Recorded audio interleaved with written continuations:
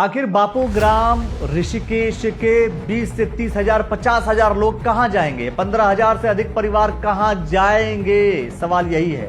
और इसको लेकर के प्रेमचंद अग्रवाल जी का हमने ये वीडियो सुना।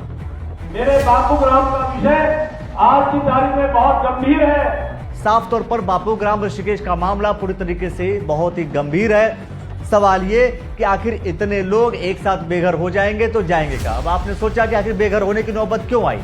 क्योंकि कोर्ट ने यह कहा कि यह जमीन किसकी है? यह जमीन वन विभाग की है, तो वन विभाग को अपनी जमीन वापस लेनी चाहिए।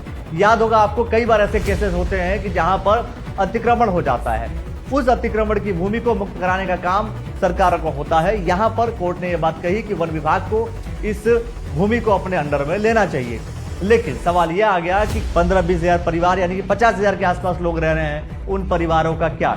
और सबसे बड़ी बात, स्थानीय लोगों ने यह बात कही कि इतने वर्षों से 20-30 वर्षों से 35 वर्षों से हमें आखिर बिजली पानी की सुविधा सरकार क्यों दे रही थी?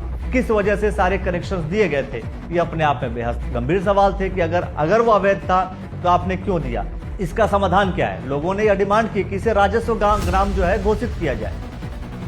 अब राजस्व ग्राम घोषित किया जाएगा या नहीं, यह बात अलग है। लेकिन प्रेमचंद अग्रवाल जी का जो हमने वीडियो सुना, क्योंकि कुछ लोगों ने आकर के यह भी कहा कि प्रेमचंद अग्रवाल जी शायद पूरे इसके खिलाफ हैं। सबोध उनियाल जी, प्रेमचंद जी, सब मिली भगत है, इनमें कोई कमी नहीं। हाँ, प्रेमचंद अग्रवाल जिसके खिलाफ है, प्रेमचंद अग्रवाल जी को इस पे डिसीजन लेना चाहिए था। चूंकि वर्तमान विधायक प्रेमचंद अग्रवाल जी ऋषिकेश से, तो वहां पर हो रही समस्याओं का आरोप और उस पर प्रश्न जो है प्रेमचंद अग्रवाल जी पर खड़ा होता है। लेकिन प्रेमचंद अग्रवाल जी का जब ये वीडियो सुन रहे हैं आप, मेरे बापू ग्राम का विषय आज की तारीख में बहुत गंभीर है, जिसके लिए हमने उस बापू ग्राम को मेरे द्वारा वहां पे नियम 300 के अंदर विधानसभा में उठाया गया। अनेकों बार ऐसे बहुत से लोग यहाँ बैठे जो आपके पास मेरे साथ आए थे और आपने कहा था कि इसे बहुत जल्द कैबिनेट में लाएंगे। मैं उसके लिए धन्यवाद कर रहा हूँ, आप कैबिनेट में लाए। लेकिन आपसे प्रार्थना कर रहा हूँ कि यह विषय एकदम, चूंकि वन मंत्री भी यहाँ पे है और आप भी यहाँ पे है, इसका निराकरण हो जाए ताकि मेरे 70-75 हजार लोगों का लाभ हो जाए, उनको इज्जत से रहने का मौका मिल जाए। ये प्रार्थना मैं आपके लिए करना चाहूंगा, आपको करना चाहूंगा। पर धामी जी ने साफ और स्पष्ट तौर पर कहा कि जनता के हितों के लिए जो करना पड़ेगा हम वो करेंगे। यहाँ के स्थानीय विधायक श्री प्रेमचंद अग्रवाल जी अभी बापू ग्राम की बात की है। बापू ग्राम को लेकर हम पूरी तरह से प्रतिबद्ध हैं। लगातार मैंने इसके लिए मीटिंगें की है, लगातार हम लोगों ने इसमें कैबिनेट में चर्चा की है और हमारा प्रयास होगा जल्दी से जल्दी बापू ग्राम के लोगों के लिए हर इस प्रकार के निर्णय को हम करवाएं जहां भी सरकार की सहभागिता है, सरकार उसमें काम करेगी, लोगों को असुविधा ना हो, उनकी पूरा ध्यान किया जाएगा। उसके लिए हम लगातार काम कर रहे हैं। वन मंत्री जी ज़्यादा इसके बारे में बताएंगे बाद में, वो कर ही रहे काम।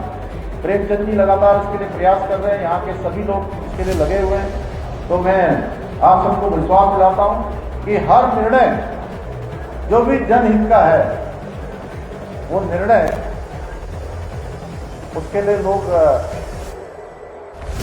बुरा भी हमें ही कहते हैं और लास्ट में बाबा जी अच्छा भी हमें कहते हैं। और मैं इसलिए बुरा नहीं मानता, इसलिए मुझे बिल्कुल बुरा नहीं लगता, क्योंकि मुझे लगता है कि उनकी सारी आशा और अपेक्षा हमसे ही कि हम ही इस पर भी निर्णय करेंगे, हम ही इसका रास्ता निकालेंगे, इन मुद्दों पर भी हम ही रास्ता निकालेंगे।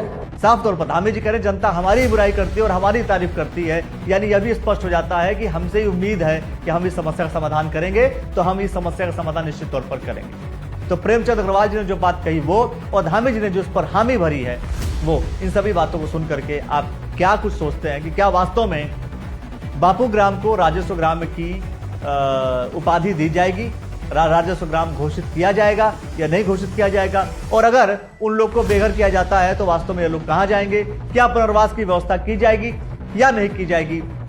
यह सब अपने आप में बेहद गंभीर प्रश्न है। इन सभी प्रश्नों को लेकर के मैं आपको छोड़ देता हूं। आप इस सभी सवालों का जवाब कमेंट सेक्शन में हमें दीजिए और